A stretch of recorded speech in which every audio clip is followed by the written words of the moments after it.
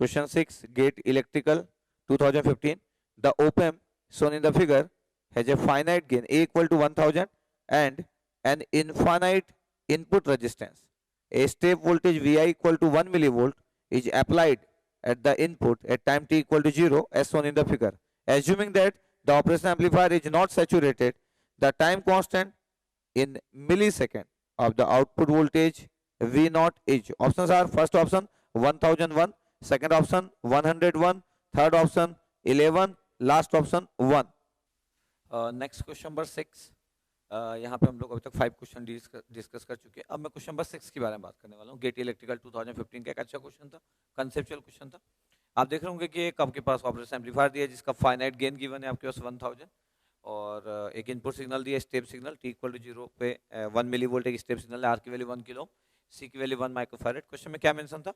Input impedance infinite होगा और ओप-एम्प is not saturated, तो ओप-एम्प कभी सैचुरेटेड नहीं होगा और आपको टाइम कांस्टेंट फाइंड आउट करना था इन मिली सेकेंड अब आउटपुट वोल्टेज V नॉट और ऑप्शंस भी आपके पास गिवन थे. अब जितने लोग एग्जाम में 2015 में जितने लोग सॉल्व कर रहे होंगे वो लोग क्या क्या सोचे होंगे उसकी अगर मैं बात करूँ आपके पास, तो आप सब लोग जैसे इस फिगर को देखे होंगे तो उसके बाद जो थिंकिंग आई होगी, फर्स्ट जो थिंकिंग आई होगी, सब लोग सोचेंगे तो इंडिकेटर सर्किट है आपके पास. ठीक है, सभी को पता भी आपके पास इंडिकेटर सर्किट आपके पास ऐसे फिगर होता है एक इंडिकेटर सर्किट का. अब इंडिकेटर सर्किट है तो आपके पास टाइम कांस्टेंट क्या होगा? बिना सोचे समझे हम तो RC बोल देते हैं. अगर मैं बोलूं कि आप क्या क्या कर सकते हो तो आपके पास अगर बिना सोचे समझे आप बोल रहे हैं कि टाइम कांस्टेंट तो RC होता है, क्योंकि टाइम कांस्टेंट एक RC नेटवर्क का RC होता है. तो अगर R की वैल्यू अगर 1 किलो ओम है दैट मींस द 10⁻³ और C की वैल्यू 1 माइक्रोफैरेड है, इसका मतलब है कि टाइम कांस्टेंट हो गया 10⁻³ सेकंड. इसका मतलब time constant equal to 1 milli second. ये आपके पास और ऑप्शन में 1 मिली सेकंड है भी, बट ये आंसर गलत है. Is a wrong answer. क्यों? क्योंकि बिना सोचे समझे हम ROC को मल्टीप्लाई कर दे रहे हैं. हम सोच के चल रहे हैं कि ROC जहां पे भी होता है मल्टीप्लाई होता है. नो, ऐसा नहीं होता है कि ROC कहीं पे भी दिया तो मल्टीप्लाई हो जाएगा आपके पास. क्लियर? अगर ये पैसिव RC नेटवर्क होता और कोई हमसे टाइम कांस्टेंट पूछता, अगर आपके पास फिगर ये होता द पैसिव RC नेटवर्क, ये RC, ये आपका आउटपुट, ये C, ये R, एक input signal Vi equal to VUT. इसका अगर मैं टाइम कांस्टेंट आउटपुट बोलूं बिल्कुल RC सही होता और टाइम कांस्टेंट 1 मिली सेकंड हो जाता. Okay, time constant 1 milli second हो जाता इस फिगर का. इसका होता है टाइम कांस्टेंट 1 मिली सेकंड. अभी हम बोल रहे हैं कि गलत कैसे हो गया, सबसे इंपॉर्टेंट चीज की गलत कैसे हो गया. तो हम पॉइंट्स की बात करते हैं, बहुत ही ध्यान से केयर आप देखते रहना. तो अगर मैं बोलूं कि चलो टाइम कांस्टेंट तो मैं बोल दिया रॉन्ग है. अगर आप सोचो हम एक इंडिकेटर सर्किट को जानते हैं, एक इन्वर्टिंग ओप-एम्प भी दिया, इन्वर्टिंग में एक सिग्नल अप्लाई कर रहे हैं. अगर मैं बोल रहा हूं कि अगर ये आइडियल ओप-एम्प होता, सपोज करो ये आइडियल ओप-एम्प होता, if open loop gain equal to infinite, ideal op amp अगर होता, ओपन लूप गेन इनफाइनाइट है, एक आइडियल ओप-एम्प की बात कर रहा हूं, तो एक आइडियल ओप-एम्प में अगर इंडिकेटर सर्किट का आउटपुट होता है -1/RC इंटीग्रेशन VI dt, ये आपके पास होता. तो V नॉट की value -1/RC -1/RC that means 10⁻³ और इनपुट की वैल्यू कितना था आपके पास 1 मिलीवोल्ट, तो 10⁻³ dt, 10⁻³ कैंसिल आउट, -t आ जाता आपके पास V नॉट की वैल्यू. इसका मतलब ये हुआ कि इनपुट सिग्नल आपके पास स्टेप सिग्नल था, input signal is step signal, 1 millivolt का आपके पास स्टेप सिग्नल से इनपुट सिग्नल. और अगर मैं बोल रहा हूँ कि इंडिकेटर सर्किट अगर आप बना रहे हो और वो भी इन्वर्टिंग ओप-एम्प से, तो इंडिकेट कर दिया आपके पास. और नेगेटिव क्यों आ रहा है आपके पास? क्योंकि इन्वर्टिंग ओप-एम्प है, इसका स्लोप -1 है, तो स्लोप इज -1. ये आपके पास आउटपुट का फिगर बना. और अगर आप ध्यान से देखो आपके पास तो एक अनस्टेबल है. अगर आप एक स्टेप सिग्नल दोगे और आप अगर एक आइडियल इंडिकेटर सर्किट में लगाओगे तो भाई रैंप सिग्नल बनेगा ना. तो देखो ये तो अनबाउंडेड रिस्पॉन्स है, the unbounded response, unbounded response है आपके पास, एक रैंप सिग्नल जिसको बाउंड नहीं कर सकते, द अनस्टेबल रिस्पॉन्स. और अगर मैं बोलूं कि टाइम कांस्टेंट कितना होगा, इस आउटपुट का टाइम कांस्टेंट कितना होगा, तो time constant will be infinite. किसी भी एक अनबाउंडेड या अनस्टेबल सिग्नल का टाइम कांस्टेंट इनफाइनाइट होता है. Time constant is only valid for absolute stable system. जो सिस्टम एक एब्सोल्यूट स्टेबल सिस्टम होता है उसी का टाइम कांस्टेंट होता है. एक वेवफॉर्म का टाइम कांस्टेंट तभी वैलिड होगा जब वो वेवफॉर्म स्टेबल होगा. एक अनस्टेबल वेवफॉर्म का time constant will be infinite. क्यों? क्योंकि वो स्टडी स्टेट पे कभी रीच ही नहीं करेगा. जब वो स्टडी स्टेट पे ही नहीं जाएगा तो टाइम कांस्टेंट कैसे पॉसिबल है? तो टाइम कांस्टेंट हमेशा एक स्टेबल सिस्टम का होता है. अगर सिस्टम स्टेबल ना हो तो आपका टाइम कांस्टेंट वैलिड नहीं होता. इसका मतलब है कि अगर इस सेम क्वेश्चन में अगर ये आइडियल ओप-एम्प होता जो कि फाइनाइट गेन गिवन है, प्रैक्टिकल ओप-एम्प है, अगर ये आइडियल ओप-एम्प होता और मैं बोलता कि टाइम कांस्टेंट क्या होता है, चारों ऑप्शन तो भी गलत होते, आंसर विल बी इनफाइनाइट. अब हम क्या कर रहे हैं, हम एक इंडिकेटर मान भी ले रहे हैं, उसके बाद हम आर और सी को बिना सोचे समझे मल्टीप्लाई भी कर दे रहे हैं। इसका तो बहुत इंटरेस्टिंग हो गया कि एक आइडियल इंडिकेटर सर्किट में आप ये रिजल्ट भी जानते हो कि इंटीग्रेशन ऑफ इनपुट वोल्टेज होगा minus sign due to the inverting op amp. देखो माइनस टी आ गया। तो इंटरेस्टिंग ये है कि अगर ये स्टेप सिग्नल दे रहा हूं 1 मिली वोल्ट का, तो output will be ramp signal with slope is -1 in case of ideal op amp, but time constant will be infinite. तो टाइम कांस्टेंट इनफाइनाइट होता है इस क्वेश्चन का अगर ये आइडियल ओप एम्प होता। अब ये तो है प्रैक्टिकल ओप एम्प। ऊपर से मैं बोल रहा हूं कि आर और सी का जो मल्टीप्लाई किए वो मल्टीप्लाई भी नहीं होगा। ये देखना बहुत इंटरेस्टिंग होगा कि जो बिना सोचे समझा मल्टीप्लाई किए वो गलत क्यों होगा। ठीक है, कोई बोल सकता है सर ये तो आइडियल ओप एम्प में होता है, प्रैक्टिकल ओप एम्प दिया आपके पास इसलिए मैं मल्टीप्लाई कर दिया। तभी आप ये कहां देखे कि प्रैक्टिकल ओप एम्प में क्या होने वाला है करके, ये कहां देखे आप। एक आइडियल ओप एम्प में देखो इंडिकेटर के समान बिहेव कर रहा है आपके पास, पूरा बना दिया मैं एक इंडिकेटर सर्किट के बारे में। ठीक है, अब मैं बात कर रहा हूं कि प्रैक्टिकल ओप एम्प अगर आपके पास गिवन है, क्योंकि आप बुक अगर देखोगे तो बुक में आपके पास जब भी इंडिकेटर सर्किट दिया होगा उसकी वर्किंग दी होगी। क्योंकि हम इंडिकेटर सर्किट की बात कर रहे हैं तो हमको ये तो प्रूव करना है कि output voltage proportional to the integration of input voltage. Clear, ऊपर से इन्वर्टिंग में हम सिग्नल दे रहे हैं तो नेगेटिव भी साइन आएगा आपके पास। ये तब होता है जब ओप एम्प आइडियल होता है। इसका तब जितने भी बेसिक एप्लीकेशंस होते हैं, जब मैं बोलता है कि एक सर्किट एक डिफरेंशिएटर के समान बिहेव कर रहा है, that means ideal op amp. जब मेरे को ये बताना है कि हमारा output voltage will proportional to the integration of input voltage, that means again ideal op amp. तो मैं आइडियल ओप एम्प की हेल्प से इंटीग्रेटर, डिफरेंशिएटर, ये सब सर्किट डिजाइन करते हैं। अब क्वेश्चन ये है कि एक प्रैक्टिकल ओप एम्प आपके पास गिवन है जिसका फाइनाइट गेन है। चलो वापस आता हूं मैं, ठीक है, इसको हटा रहा हूं मैं। तो अगर मैं बोलूं कि अगर आपके पास एक प्रैक्टिकल, अगर आपके पास ओप एम्प है, अगर ये प्रैक्टिकल ओप एम्प है जिसका गेन आपके पास 1000 है।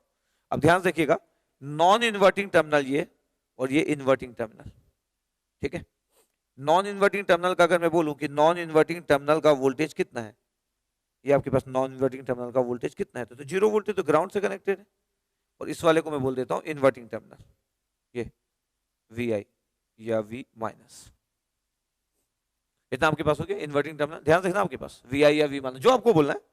तो नॉन इन्वर्टिंग ग्राउंड पे इन्वर्टिंग ये, और गेन कितना आपके पास, गेन है 1000, इस ओप एम्प का जो गेन है। अब गेन क्या होता है अगर ध्यान से देखा जाए, गेन क्या होता है आपके पास एक ओप एम्प का, प्रैक्टिकल ओप एम्प का गेन होता है output voltage upon VD is the difference voltage, और V0 अपॉन VI, कौन सा वाला VI, इंटरनल वाला VI। तो A equal to V0 by VD, और VD हमेशा होता है difference voltage non inverting minus inverting, या नॉन इन्वर्टिंग को किसी को अगर ऐसा लिखना है, इन्वर्टिंग को ऐसा लिखना है तो भी ऐसा लिख सकता है। Gain is 1000, V0 upon non inverting तो भाई ग्राउंड पे रखा है, इन्वर्टिंग की वैल्यू तो इन्वर्टिंग ही है। ये आपके पास इन्वर्टिंग की वैल्यू VY या V माइनस जो भी आपको लिखना है, ये इन्वर्टिंग है। तो एक्चुअली 1000 इक्वल टू कितना हो गया, minus V0 upon V minus हो गया। ये देखो इक्वेशन नंबर 1 आ गया, तो ये इक्वेशन आ गया। आउटपुट वोल्टेज और इन्वर्टिंग वोल्टेज, ये इन्वर्टिंग वोल्टेज V माइनस या VI जो आपको लिखना है, गेन आपके पास 1000 है। ठीक है, अब एक और चीज क्वेश्चन में क्या गिवन था, तो गेन फाइनाइट गेन था। जब जब ओप एम्प का फाइनाइट गेन होगा आपका स्टाइल यही होना चाहिए। जब भी कोई भी क्वेश्चन फ्रेम कर ले, गेन जब भी फाइनाइट होगा, आप ज्यादा परेशान ना हो, आपको करना क्या है, gain equal to output upon difference voltage. फिर डिफरेंस वोल्टेज होता है always internal non inverting minus internal inverting terminal. अब नॉन इन्वर्टिंग ग्राउंड है तो भाई ग्राउंड कर दो, इन्वर्टिंग को आप एज्यूम कर लो कि V माइनस है, ये लिखा गया आपके पास। ये स्टाइल बहुत ही इंपॉर्टेंट है जो लिखा हुआ है, वेरी वेरी इंपॉर्टेंट स्टाइल, क्योंकि कोई भी रैंडम क्वेश्चन कल के डेट में फ्रेम हो सकता है आपके लिए। ये स्टाइल बहुत इंपॉर्टेंट है। अब आपके पास, क्योंकि ये क्वेश्चन का रिजल्ट आपके पास है नहीं कि हम जब अपने किसी कोचिंग में पढ़े होंगे या किसी बुक में पढ़े होंगे तो एक प्रैक्टिकल ओप एम्प के साथ कोई इंटीग्रेटर को डील करता, नॉर्मली इसी बात को क्यों कोई करेगा। एक आइडियल ओप एम्प के साथ ही सब लोग बात करते हैं, इसलिए तो सब प्रूव कर पाते कि इंटीग्रेटर सर्किट के समान है। अब प्रैक्टिकल ओप एम्प दे दिए तो कॉम्पिटिटिव एग्जाम वाले, एक IIT का जो प्रोफेसर है वो तो अपना प्रॉपर यूज करेगा ही, उसको पता है कि आप क्या पढ़ के आए हो। तो आपको चेक ही तो करना बहुत इंपॉर्टेंट है कि आपको कैसी चीजें आती है, कैसे आप चीजों को हैंडल कर पाते हो एग्जाम में जो पहले कभी भी नहीं देखे हो। तो ठीक है, अब मैं बोल रहा हूं कि यहाँ पे गिवन क्या था, input impedance is infinite. Input impedance infinite मतलब ये वाला इनपुट इंपेडेंस, तो internal current will be 0 ampere. ये हमेशा इनफाइनाइट दिया रहता है। ये तो RI की वैल्यू अगर नहीं दिया है तो भी infinite. If there is no information of internal input impedance of op amp, that means internal current will be 0। अगर फाइनाइट दिया है तभी करंट होगा इंटरनल करंट, अदरवाइज मैक्सिमम समय तो आपको इनफाइनाइट दे देंगे, और अगर नहीं देंगे तो आप एज्यूम कर लोगे। सिर्फ एक ही केस में जब वो खुद बोलेंगे फाइनाइट है तभी इंटरनल करंट होगा, अदरवाइज नहीं होगा। तो internal current is equal to 0। अब मैं बोल रहा हूं कि चलो इस जगह पे आप नोड लगाने का प्लान करो कि इस जगह पे अगर मैं नोड लगा रहा हूं तो क्या होगा। ठीक है, इस जगह पे हम नोड लगा रहे हैं, इस जगह पे इन्वर्टिंग टर्मिनल पे हम नोड लगा लेते हैं। चलो इस वाले को मैं यहाँ से आपके पास रिप्लेस कर देता हूँ। तब हम देखते हैं आपके पास कि उस इन्वर्टिंग टर्मिनल पे अगर मैं नोड अप्लाई कर रहा हूँ तो कैसे अपन हैंडल करेंगे। इक्वेशन 1 भी हमारे पास रखा हुआ है। मैं आराम से सॉल्व इसलिए कर रहा हूँ कि आप अच्छे से चीजों को समझे। इस क्वेश्चन के सॉल्यूशन के से ज्यादा इंपॉर्टेंट है कि आप फीलिंग को समझे कि एक प्रैक्टिकल ओपन जब दिया रहेगा तो भाई अपन हैंडल कर लेंगे करके, ठीक है। अब यहाँ पे इन्वर्टिंग टर्मिनल पे नोड लगा रहा हूँ, मैं इन्वर्टिंग टर्मिनल पे नोड लगा रहा हूँ, तो V माइनस पे नोड लगाया, KCL at the inverting terminal, okay. तो V माइनस माइनस VI, जो बाहर वाला VI डिवाइड बाई 1 किलो 1000, ठीक है। फिर V माइनस में आपके पास एक तो करंट 0 है, तो मैं क्या करता हूँ, आपके पास ये 1000 है, और अगर मैं यहाँ से अगर मैं बात करूँ आपके पास इस साइड अगर आपके पास जा रहे हैं ये V माइनस में, अगर मैं यहाँ से अगर इस साइड में बात कर रहा हूँ, ठीक है। तो अगर मैं इक्वेशन वाइज अगर मैं बात कर लूँ आपके पास की इक्वेशन वाइज क्या होगा, तो मैं क्या कर सकता हूँ आपके पास ध्यान रखिएगा। अगर मैं बोलूँ कि यहाँ से करंट कितना होगा तो ये V माइनस से लेके V नॉट तक जाएंगे, और ये आपके पास एक कैपेसिटर 1 माइक्रोफैरेड का। तो अगर मैं बोलूँ कि कैपेसिटर करंट आपके पास ऐसा कोई लिख रहा है कि कैपेसिटर करंट ऐसा होगा, तो क्या होने वाला आपके पास C dV बाई dt।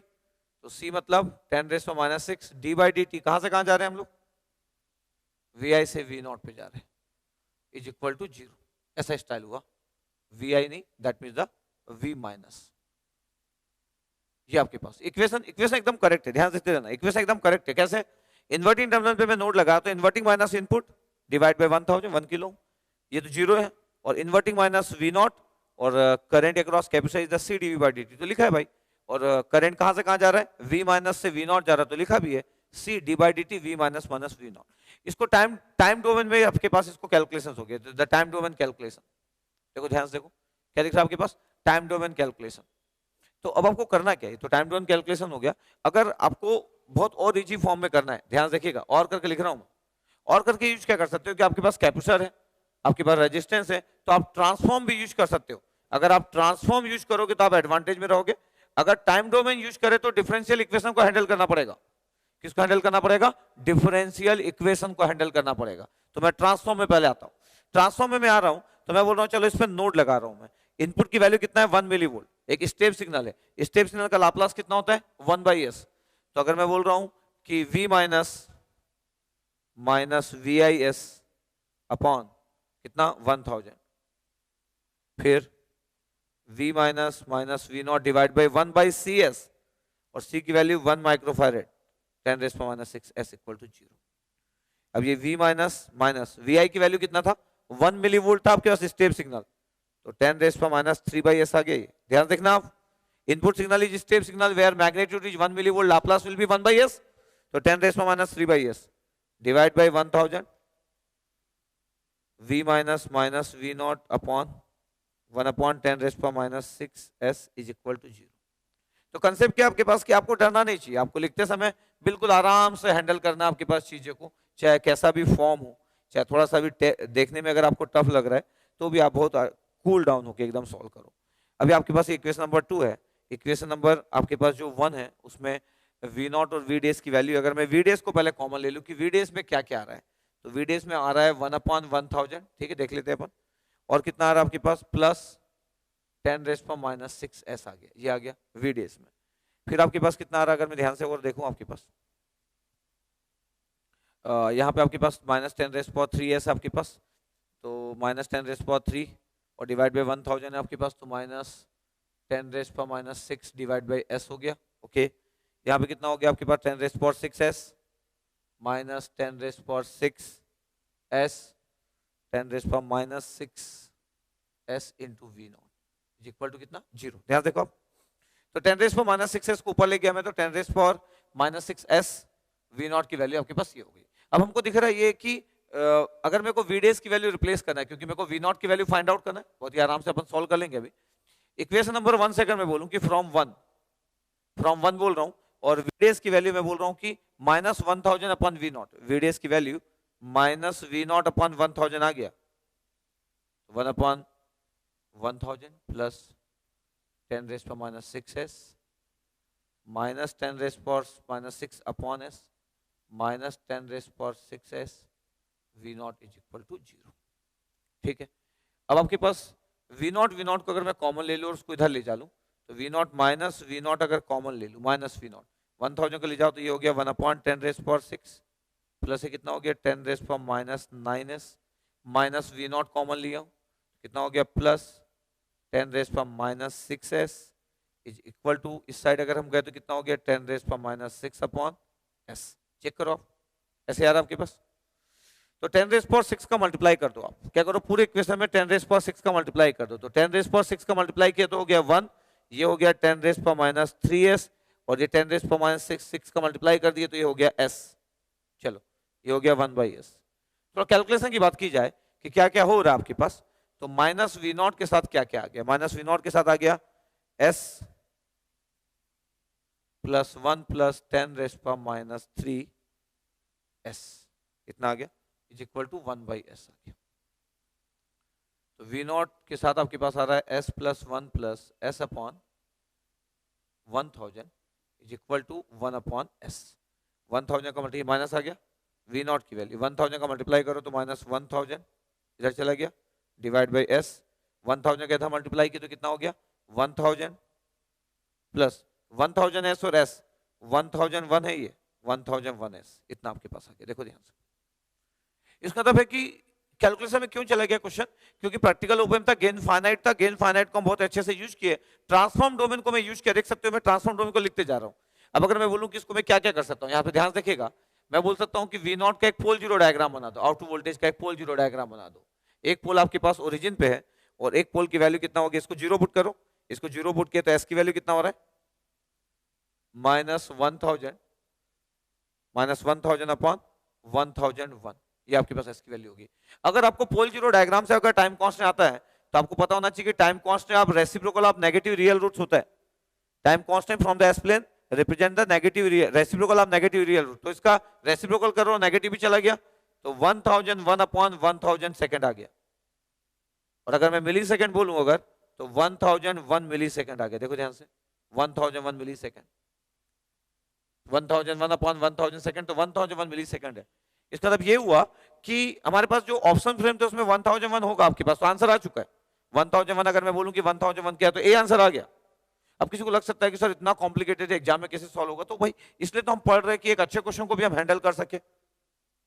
जब हम बहुत ज्यादा प्रोसेस में होते हैं, बहुत ही अच्छे फॉर्म में होते हैं, तो फिर इतना टफ नहीं है। मैं तो आपके लिए इसलिए आराम से सॉल्व कर रहा है कि आप आराम से देख सके कि कैलकुलेशन मिस्टेक नहीं है, किलो ओम और माइक्रोफैरेड वगैरह को आप बहुत अच्छे से मैनेज कर सके। तो देखो टाइम कांस्टेंट की वैल्यू 1001 मिली सेकंड आ गया आपके पास। देखिए ये एक पॉसिबिलिटी थी, मैं पोल जीरो डायग्राम को यूज किया। अगर मैं पोल जीरो डायग्राम को यूज नहीं करता तो क्या होता, पोल जीरो डायग्राम को अगर मैं यूज नहीं करता तो क्या होता, फिर पोल जीरो डायग्राम को यूज नहीं करता तो मैं बोलता कि इसका पार्शियल फ्रैक्शन करना पड़ेगा और 1001 को आप बाहर ले लो, तो -1000 और 1001 को बाहर ले लो, आप 1001 को बाहर ले लो, कितना होता s प्लस 1000 अपॉन 1001 होता।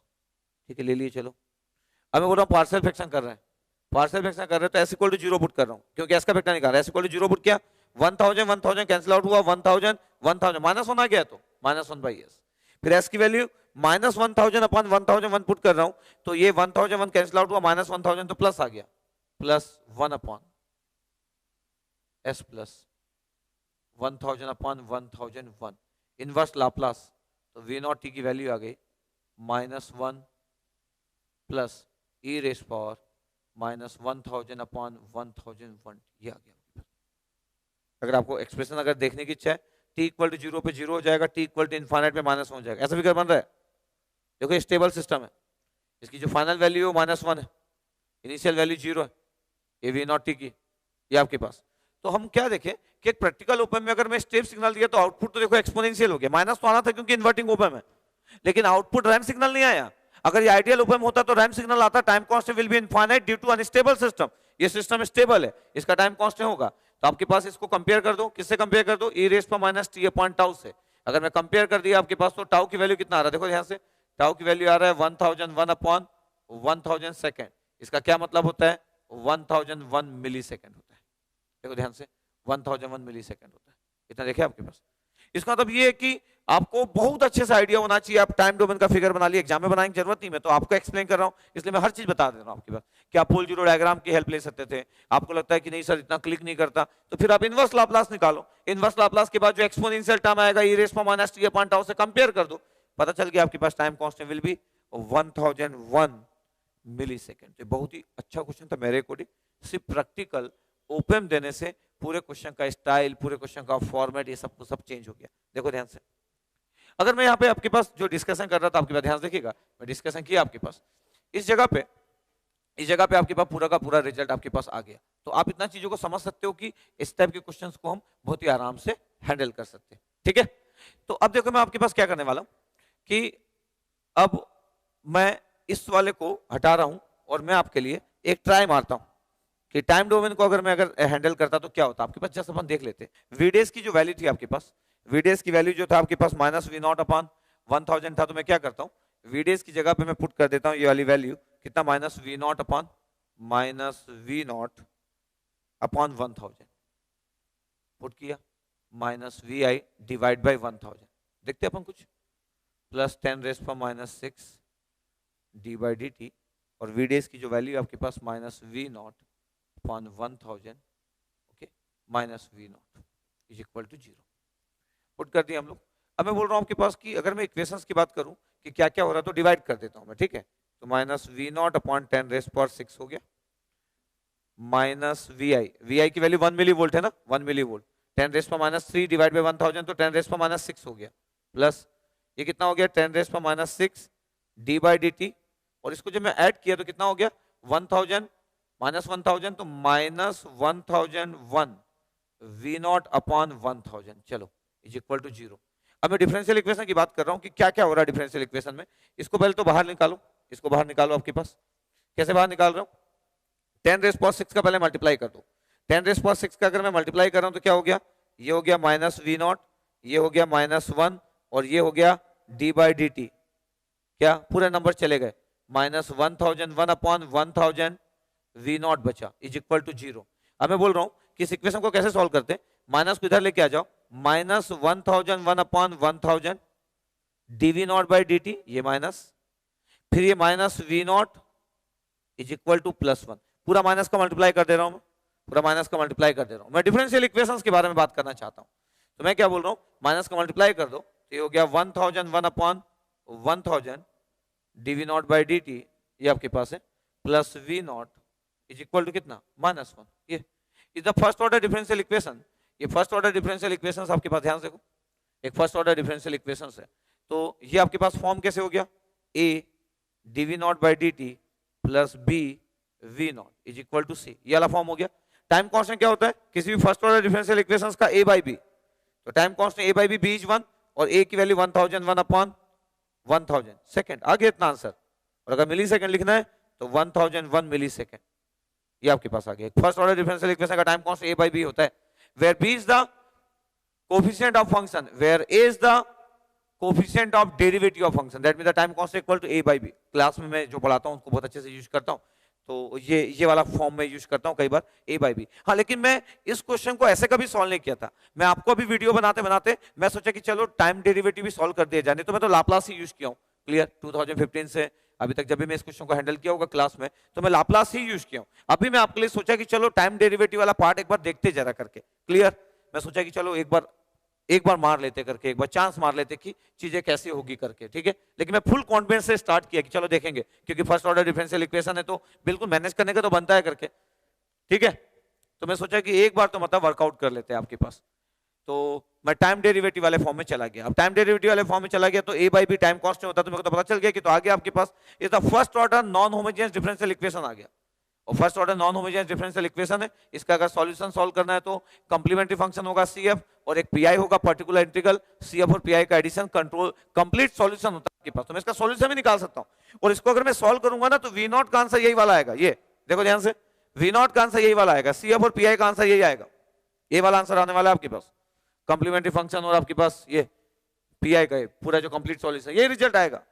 तो आप कोई भी आपका स्टाइल हो, एक फर्स्ट ऑर्डर डिफरेंशियल इक्वेशन को सॉल्व करने का स्टाइल हो, चाहे फिर लाप्लास को यूज करके इनवर्स लाप्लास से आपको सॉल्व करने का हो, आपका टाइम कांस्टेंट का आंसर 1001 मिली सेकेंड आ गया। देखिए आपके पास, तो ये क्वेश्चन बहुत ही अच्छा था, आपको बहुत ही अच्छे फॉर्म में आपको एंगेज करना था। आपके लिए ये इंपॉर्टेंट था कि फाइनाइट गेन को क्या इतने अच्छे से यूज किया जा सकता है। तो ये मेरे को बहुत ही एक अच्छा क्वेश्चन का कैटेगरी लगा है। तो इतने अच्छे लेवल में अगर आप कंसेप्ट जानते हो तो बिल्कुल आपको मजा आने वाला है, चीजें चीजें अच्छे फॉर्म में आने वाली है आपके पास। तो मेरे को लगता है कि आपको इस क्वेश्चन का कंसेप्ट जरूर पसंद आएगा। इस क्वेश्चन को देखने के बाद अगर आप वीडियो आप पूरा देख रहे होंगे तो इस क्वेश्चन का कंसेप्ट आपको, मैं श्योर हूं कि आपको अच्छा लगा होगा। हो सकता है पहले से आइडिया हो लेकिन आपको अच्छा लगा होगा। बिल्कुल बताइएगा मेरे को कि आपको इस क्वेश्चन का जो कंसेप्ट है वो कैसा लगा आपको। ये टाइम डोमेन वाला क्या आपको पहले से आइडिया था? क्या आप लाप्लास वाला सोच रहे थे? क्या मैं जो पहले बताया आप आरओसी को मल्टीप्लाई करके सोच रहे थे? ये सब आप अपने कमेंट्स में जरूर पोस्ट कीजिएगा कि हम क्या क्या सोच रहे थे। हो सकता है कुछ लाप्लास सोच रहे होंगे, कुछ टाइम डोमेन सोच रहे होंगे, और कुछ बहुत अच्छे स्टूडेंट होंगे जिनको सब कुछ पता होगा। क्लियर? इट में भी ऐसा भी पॉसिबल है, लेकिन आप कमेंट्स में जरूर पोस्ट करके बताइएगा कि आप इस क्वेश्चंस के बारे में क्या क्या सोच रहे थे। तो क्वेश्चन का स्टार्टिंग बहुत अच्छा था। क्लियर? एक प्रैक्टिकल ओपन को कैसे यूज किए, तो मेरे अकॉर्डिंग इस क्वेश्चंस का रिवीजन आपको करना चाहिए। आपके कंसेप्ट के लिए ये एक इंपॉर्टेंट क्वेश्चन था, इसलिए मैं डिस्कशन में इस क्वेश्चन को लिया। तो ठीक है, आपको मजा आया होगा। तो आप ऐसे ही अपने कंसेप्ट को इंप्रूव करते जाइए। ऐसे जैसे जैसे मैं क्वेश्चन सॉल्व कराते जा रहा हूं, हर एक क्वेश्चन से जो कंसेप्ट आपको निकल रहा है उस कंसेप्ट को बहुत अच्छे से देखते जाइए। तो आपका डे बाय डे आपका कॉन्फिडेंस लेवल, आपका कंसेप्ट सब कुछ इंप्रूव होगा। कुछ भी नहीं है टेक्निकल चीजें, अगर आप बहुत अच्छे से फोकस करके पढ़ रहे हो टेक्निकल चीजें बनना चालू हो जाती है। ठीक है? Okay, thank you.